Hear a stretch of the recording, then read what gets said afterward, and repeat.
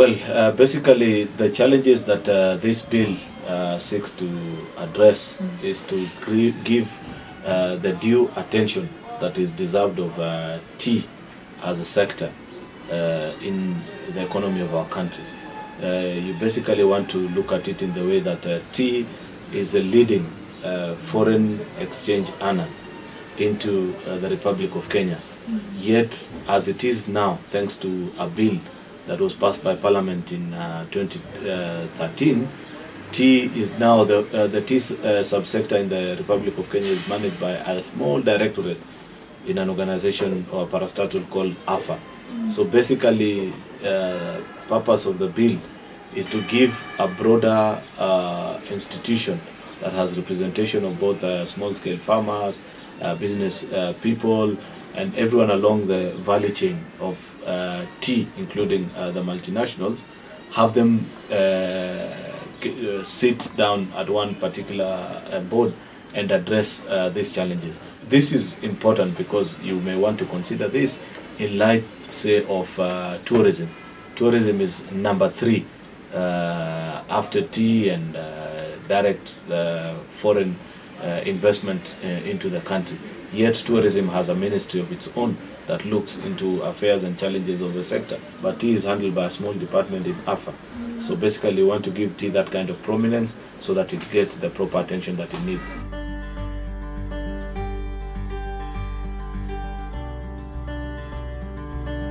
For large-scale farmers, the biggest benefit that they'll be able to get in this particular bill is that with proper focus and attention being given to tea subsector, issues like research and marketing, because you know that when back in the day, when tea research institute used to properly function, now after the lack of this focus, it has now been reduced to a moribund institution.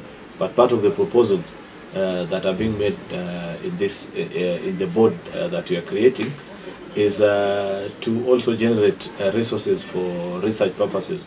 And once you have new tea clones and research in terms of marketing and new markets, that's a benefit that goes both for the large-scale farmers as well as the small-scale farmers. For the small-scale farmers, one of the things that you want to do is also to have sort of like a protection to them in terms of small-scale farmers are more prone to being taken advantage of by the rest of the people, from factories to transporters to the tea brokers in Mombasa, and even the multinationals who buy their tea, because they haven't been properly organized to have a voice where you can only determine up to how much. For example, if I was to give you a proper example, the global average of how much you can charge a small-scale farmer to auction their tea at tea auctions is 75 cents. That's what, if you go to Karachi in India, or if you go to all these other leading places where you have tea auctions in Sri Lanka and the rest of the world, the average price is about 75 cents over kilo. But for the Kenyan farmer, they pay double of that, which is $1.50. So, and the same can be said of marketing costs that are passed on to them. The same can be said of transport cost per kg, such that you end up, the farmer has the short end of the stick in terms of the benefits that come out of sales of tea. So basically, when you have a strong board that is able to set the regulations, you know, and look down, and these are very powerful institutions that you're talking about, which a small directorate in Ministry of Agriculture cannot be able to address. But if you have a strong board that has got proper, even global recognition, they'll be able to set the regulation and stand firm and say the maximum you can charge a small-scale farmer to transport their tea is at this particular amount. Anybody who doesn't observe those particular rules, of course, is not given a license to practice. So basically, that's part of the benefits that will be passed on to small-scale and large-scale farmers.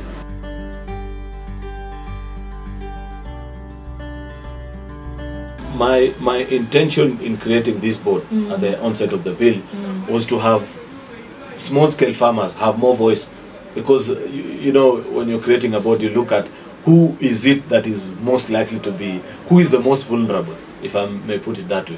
Who is it among us, all the people in all this tea subsector, that doesn't have a chance to sit at the decision-making table and have their voice be heard.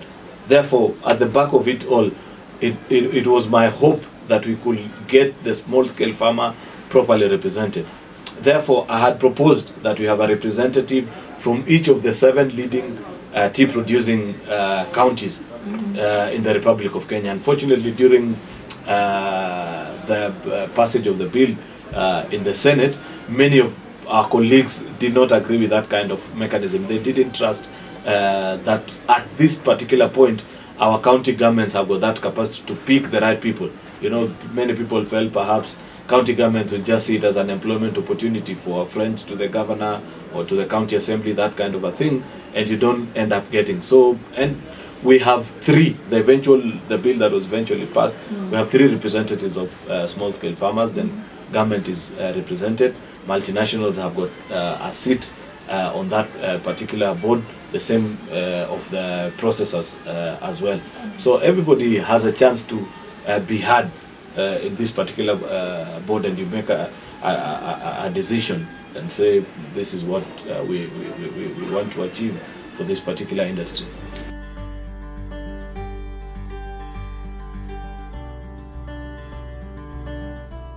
That proved to be difficult because apart from multinationals, the rest of the other associations are not recognized in law. It's only KTGA, Kenya Tea Growers Association, which is an umbrella body of the multinationals that is in existence. If you want to say private factory owners, they don't have an association. They are yet to form one. If you think about small-scale farmers, the one that is there is not properly representative. It's just a small group of people that have been sort of championing the interest or the rights of small-scale farmers. Therefore, you don't have properly registered associations that you'll say will be in a position to nominate. The reason why we feel the chairperson of this board should be nominated by the president is that tea is a very important sector in the Republic. I mean, you're talking about the almost a contributor of about 7 to 10% into our GDP. So you cannot bypass actually the executive role of the president into determining how such a sector is handled. Therefore, we felt it will be important for him to nominate someone who is competent and somebody who can grow this sector.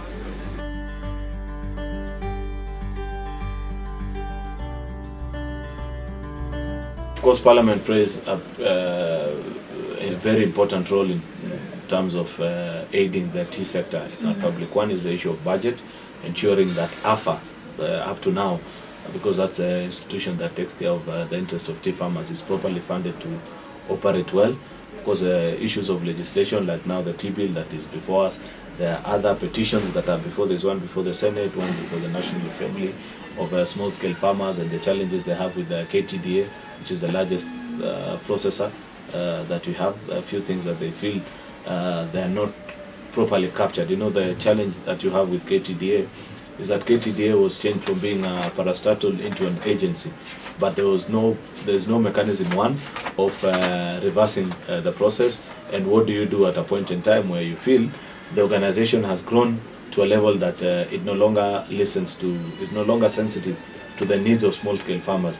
Yet now that it has been, because of the due advantage that they gain from having been a parastatal, you know, they are able to capture market share, able to set up factories and that kind of a thing. You would expect that the small-scale farmer has a bigger voice than what they have. You know, the issue of one man, one vote is something that when we went around during public participation of this bill, it's something that farmers prominently raised with us, that for us to be properly represented in these institutions, we want the issue of universal suffrage. It raises a constitutional and legal issue, because, you know, this is a private company, just like Safaricom. You can only vote as much as the shares that you have, which is not something that ordinary people understand. But you can't blame them, because initially this was a government institution, so they feel that they are part and parcel of the institution. We have raised those challenges with the Attorney General. He has promised to give us feedback and he even came to a meeting, but we haven't been able to conclude on the matter. It's something that is still active before his desk.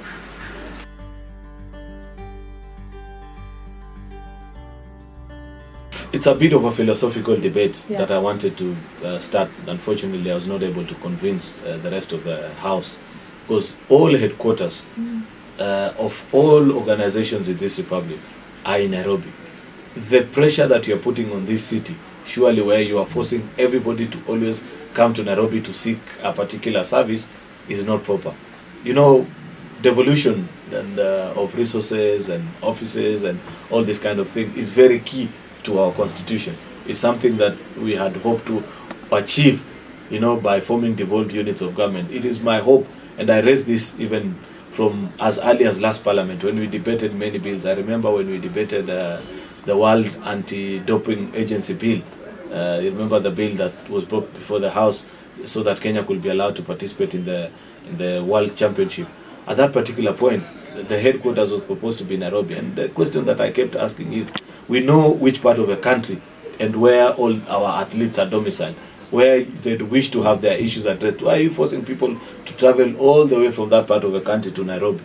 Why can't we have this institution headquartered there?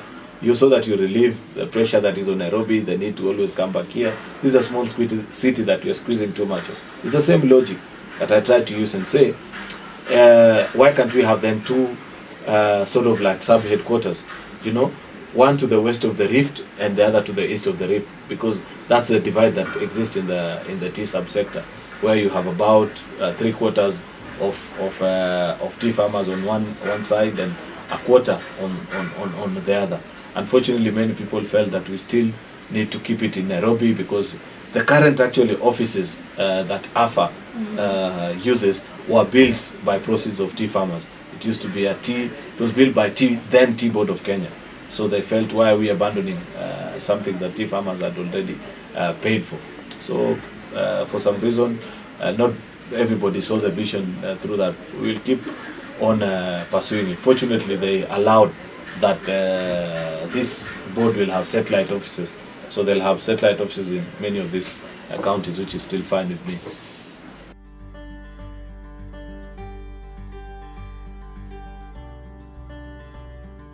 Nothing so much different other than the attention that is given.